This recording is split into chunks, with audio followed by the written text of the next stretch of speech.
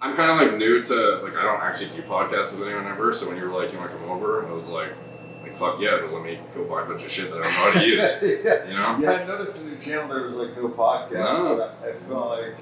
Like if somebody, a big guest wants to collaborate, I'll do it, but usually I'm in Canada, so I just do it over webcam or whatever. Yeah. But it was just like fortuitous timing, I just happened to be here anyway, so.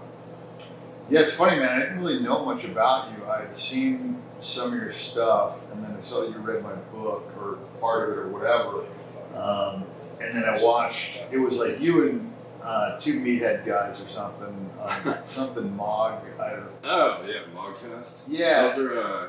After Rogan, I went to two of my top ambassadors for my supplement company. They've wanted me to go do their podcast forever. And I told them if I'm ever in Texas, sure. And I just, never thought I would be. Yeah. And I'd want to do it. It's not like I wouldn't want to do it. And I just happened to be there. I was like, fuck, I should make the trek over. And yeah, they're like 22 and 21, but that's like another thing I want to talk to you about is guys getting ridiculous amounts of success at like an early age. So these kids, our company is very sort of like under the radar with how successful it is. And these kids, like they'll earn like 50, 60 grand a month right now, just off commissions off one company. And then they have other stuff too that they're doing. And like back when I was 21, 22, I was like bouncing. I was like working at a golf course, lifeguarding, like barely, like, I don't know, 15 to 20 bucks an hour kind of thing.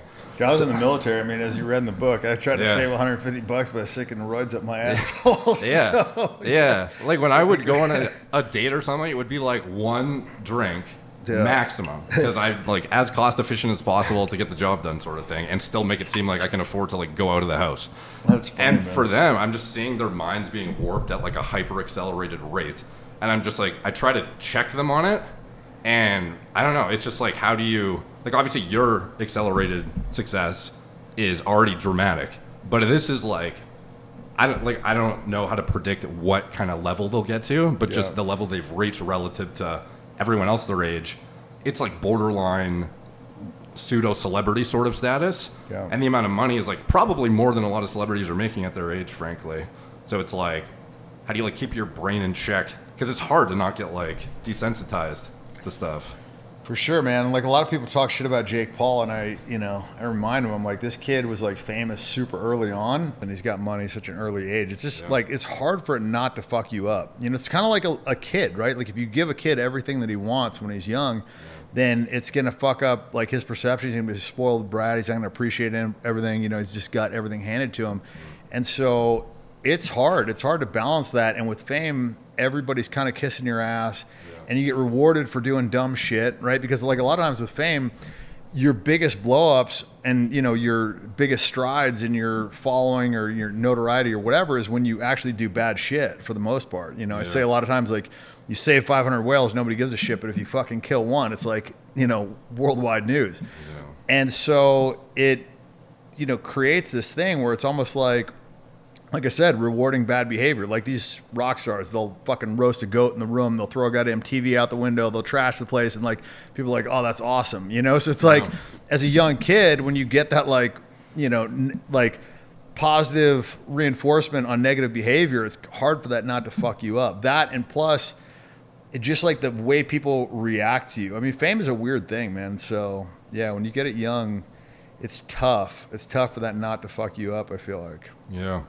Yeah, it's like I don't even know what to tell him half the time, because it's just like, like for example, the top performer of our company, he went to buy a Lambo the other day, and like that's a year and a half ago. He wasn't even on the internet, so it's kind of ridiculous. And he was telling me how when he was going to get it, he didn't know why, but he felt depressed. And I was like, can you imagine a year and a half ago telling yourself you don't even have a presence online at all? Now you're like in the fitness industry. It's like a smaller scale niche. So he's like famous in the fitness industry, but that's like still significant for a 21-year-old, and then making so much money that you can just toss some cash at a Urus and still, not be worried about paying your rent or doing whatever, and you're depressed. Like, would you ever believe that? And it's just like, yeah, that's definitely sounds fucking crazy. I do like the depression thing with the success does resonate a little bit with me in the sense that a lot of times when I would accomplish something, like when I made it through Hell Week, I was kind of like depressed. Like a lot of times, like when I would get to a big milestone, I don't know. Maybe it was because I built it up so much in my mind and then it wasn't as fucking amazing in real life or whatever it was. But I definitely felt that a lot of times because I think a lot of times climbing the mountain is more satisfying than like being on the top. And it's hard to check yourself though while you're climbing the mountain because you're like, a lot of times you're aware of it because there's people like you who've like come out in your book and just even before in interviews and whatnot saying that was the mistake you made, and if you know you would smell the roses if you could, sort of thing.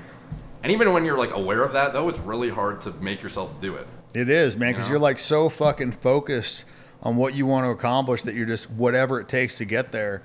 And yeah, I found if you just stop and kind of like, not even stop so much, just like pause for a minute and just kind of like recognize where you are, then when you get higher and higher, you're going to appreciate that perspective wise. I just think there's this so much power in perspective that I think people don't realize, and I'm starting to realize it later, but that's why I think hopefully I have like a big exit with Ignite, and then I can go work at Walmart for like 3 months and just fully reset.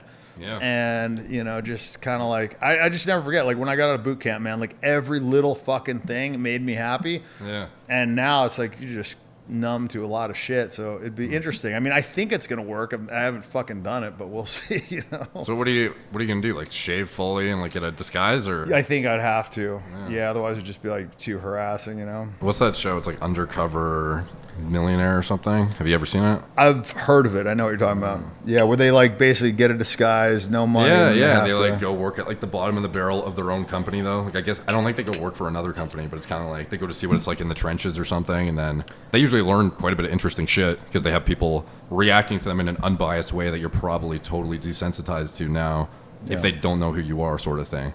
It's like, oh shit, this is like what normal people talk like now. Like you sort of like forget, I feel like. No, you don't have those interactions. Like you just kind of like robbed of it a little bit. And yeah, it's weird when you're in a, you know, high position or whatever, like people don't bust your balls as much. You don't have, like when people come up to you that don't know you, they're nervous. There's like this whole weird thing, and you just don't have like those natural interactions like you had, you know, when I was in the military or college or whatever. And so, yeah, it'd be interesting to see that. Like I talked about this, I think, on Logan's podcast, where Mel Gibson will put on a movie quality mask and he'll just like go out and have, you know, normal interactions. No, yeah, it feels like that might be the move. Like, do you think you would do that in hindsight after every big milestone in the past, sort of just do like a reset and do something that like checks your brain, like resets it to baseline with? I should have. Like my buddy Bill wanted to bet me like $1 million. I couldn't work as a valet for a month, and I should have done that. I didn't do it. It was like $1 million bucks? Like, yeah, it was like summertime here. It's like 120 something fucking degrees, and like the World Series is going on. There's like all this money to be made. So it probably would have cost me money, but I think it would have been really good to do. So like when you guys bet each other ridiculous, exorbitant amounts, and you have to, money's moving back and forth, and we all know how the IRS is with, even if you trade a used car, you have to pay the fucking tax, and then it trades again. There's another tax on the same car that's already been bought. Yeah. Like, how's it work with gambling? Do you have to? That's a great question. That actually